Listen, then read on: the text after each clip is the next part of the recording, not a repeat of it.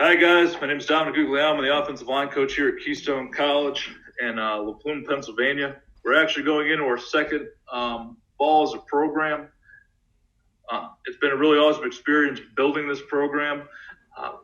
Head coach is Justin Higgins. He's awesome, and really leading us in the program in the right direction. Very supportive school overall, so we're really fired up at where everything's going. This time, I'm going to really talk to you guys about building the offensive line culture. Now, again, we're a new program. I was hired in June of 2018. Our first fall wasn't until August of 2019. So I had that whole time really to solidify what I wanted to run game-wise, what I want to call things. But the big thing I spent a lot of time on is culture. Culture will keep guys with you. Culture will bring everybody together.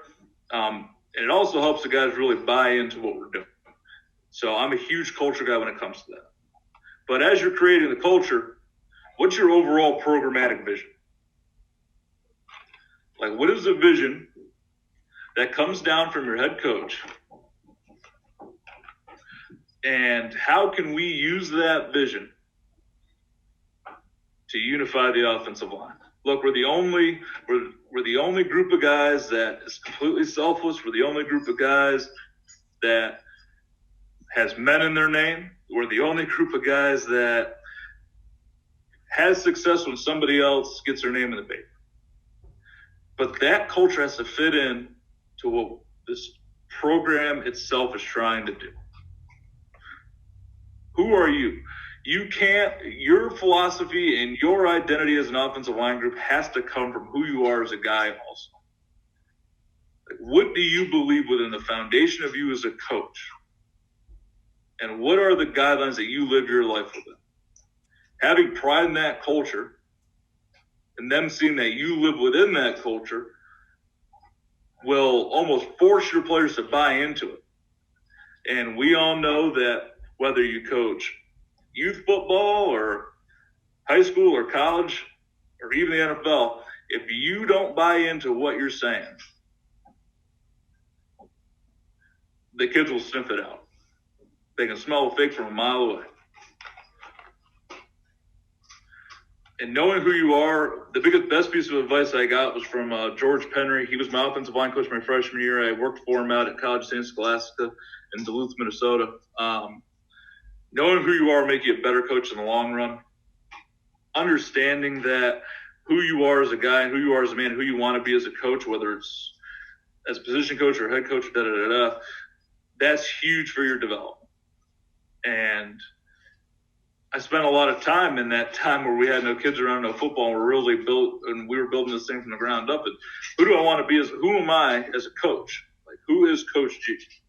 And how am I going to put that out in a way that the guys will buy into? Again, and another thing, what are your goals? What are the kids' goals? On the field, off the field. Like, if you got a kid that comes into college with a 3.3, he should be be a 4.0 in college. If he wants to do a ton of community service hours, that's huge. If, as a player, he wants to be all conference by his sophomore year, his freshman year, shoot, that's an awesome goal. But how are you going to get there? You're going to practice like this. How are you going to get the community service hours, and how are you going to get the 4.0? Understand that the goal is the end game, and getting there, the process is huge. Teaching that to the guys through your vision and through your culture will help them understand how to obtain their goals every single day.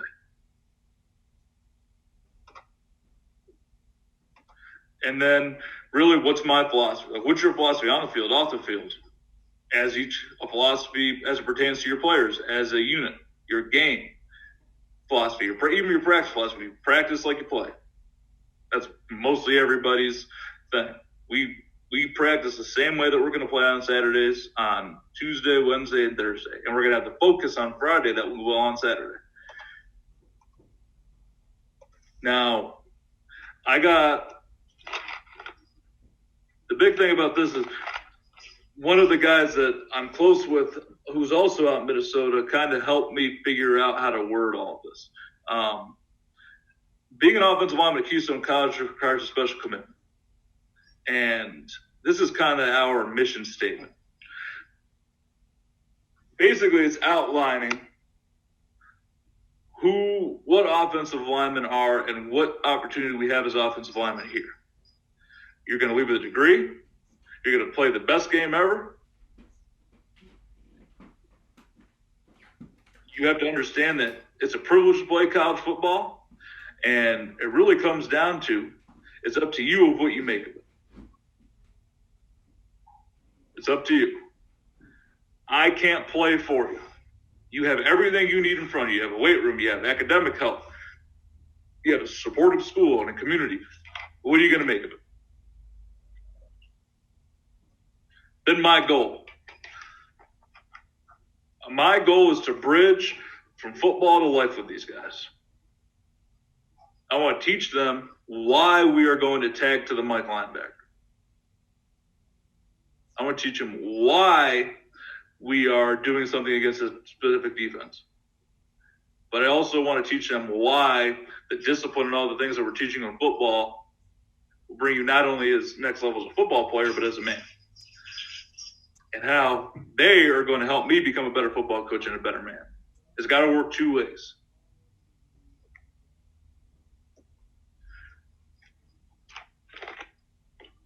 Now, we refer to ourselves as dogs. I prefer spelling dogs the correct way. And the reason we chose dogs is dogs have, throughout history, been workers and protectors and watchmen. They've protected kings and presidents and herds and kept communities safe and households safe. The days of being a fat, sloppy offensive lineman are over. And there's nothing against guys calling themselves hogs and all that. It's just part of the culture. But I want them to identify with something that they can see the qualities of and bridge that to the football field. I want you to be athletic. I want you to be quick and fast. I want you to be powerful. I want you to be intense. Like whether you have a puppy or an older dog, your family dog has character traits that you're going to remember forever. Or if you live on a farm, the farm dog who protects the sheep is going to have traits. They can relate that to what we're trying to do. It's a dog mentality. It's a mentality that you're there to basically serve the rest of the team in a way that you doing their job allows them to be successful. So we want to be athletic. Yes, some people are born great athletes. Some people have athleticism that hasn't been tapped into yet. But you have to think of yourself as an athlete. You have to have a swagger that shows that you are confident in your abilities. You're able to react to movements of the defender. You have to be able to move and change directions. And those are things that we can work on the field and in practice and in the weight room and then in agility stations. But being an athlete with us and with everybody, that's a year-round commitment. If you think that you can just go through the off-season program at school just making it by, that's not going to help you reach your end goal. Those traits are brought out by development and the emphasis and concentration on you getting better every single day. We want to be very technically sound. TOT, we want to trust our technique. The reason we do the board drills every day before practice or during practice is because we should be able to block inside zone with our eyes closed. We should be able to take our steps without even thinking. And it's important that we take ownership and pride in doing those things. We're going to be the hardest working group on the field. We want to be able to concentrate on coaching points that I make, concentrate on the points that your teammates are making to you, and repeat until they're perfect, seamless, and you don't even have to think about it. But it's bigger than that. It's understanding that you watching film of yourself and other players on the team and listening to coaching points that other guys are getting is going to not only help them, but it's going to help you. Be a student of the game. Be a technician. Be violent. The trenches are playing on the line and playing in the trenches is a violent position. Every single play, you are using your power, speed, and leverage against someone else. You have to be aggressive. You have to have that mindset of I'm going to be the meanest SOB on the field. But that doesn't mean being cheap. It means within the whistles, within the guidelines, you are doing your job with maximum effort, maximum power, maximum speed, and you are moving the defensive line and paving the way for your running back or protecting your quarterback. It's a violent sport. Embrace the violence of the sport.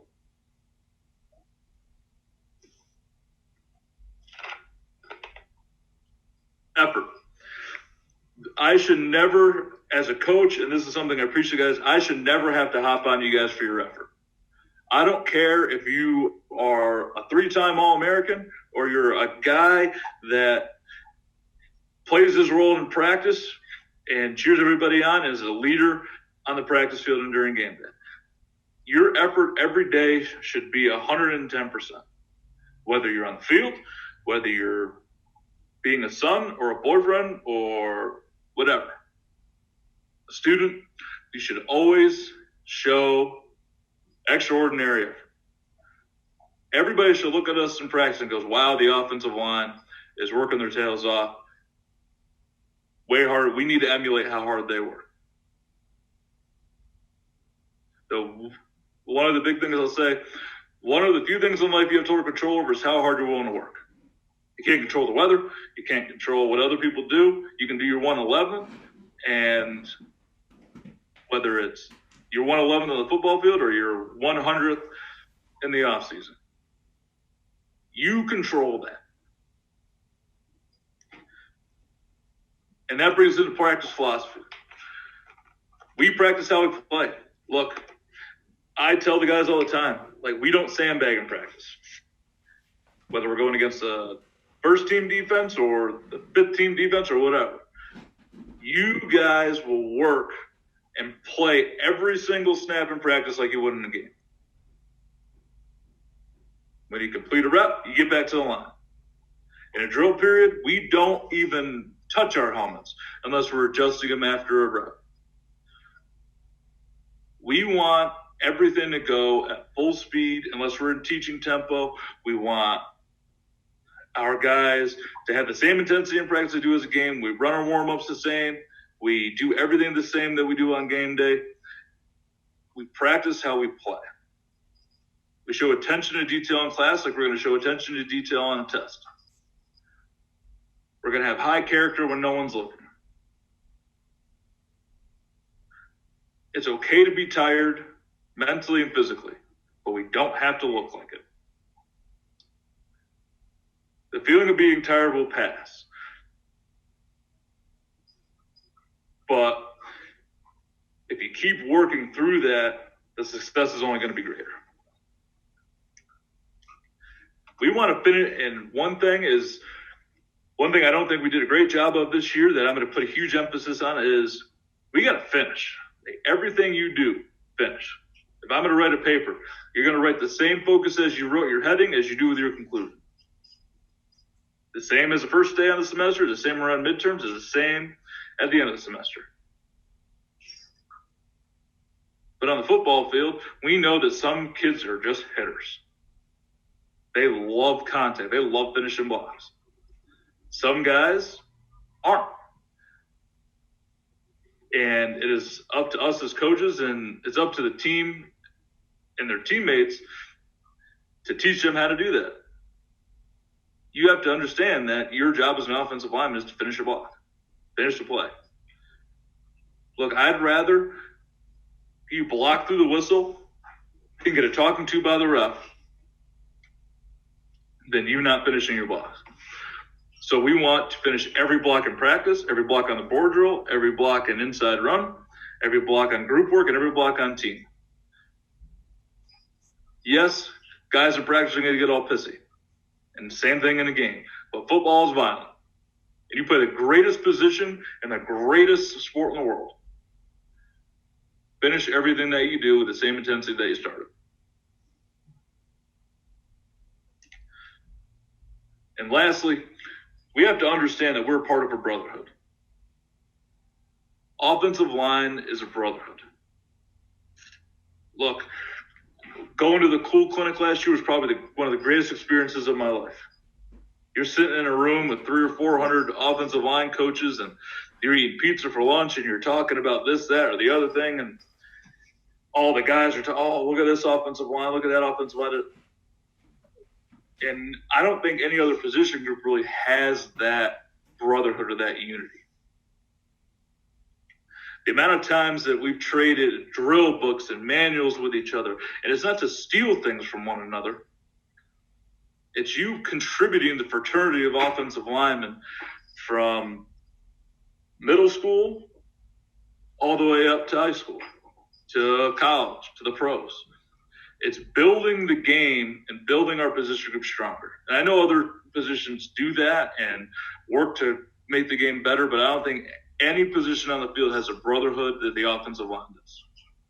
And they have to understand that there have been presidents that have been offensive line. There have been mayors and generals that have used offensive line to better their life.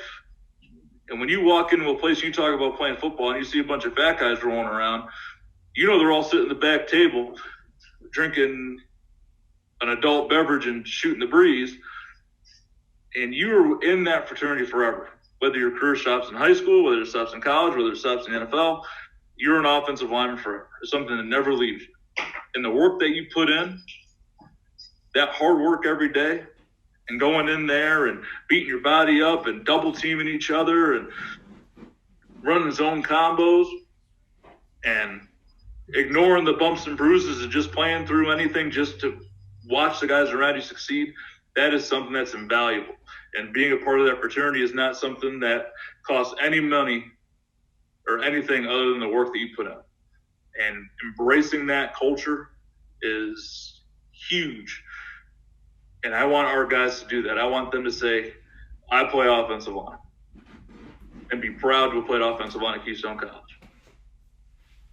Thank you, guys. I really appreciate you listening. Again, if you need anything from me, my contact information is Dominick.Guglielmo, Keystone.edu. Feel free to shoot me an email, message me on Twitter or whatever. I'd love to talk ball with you. And if you ever need anything, feel free to reach out.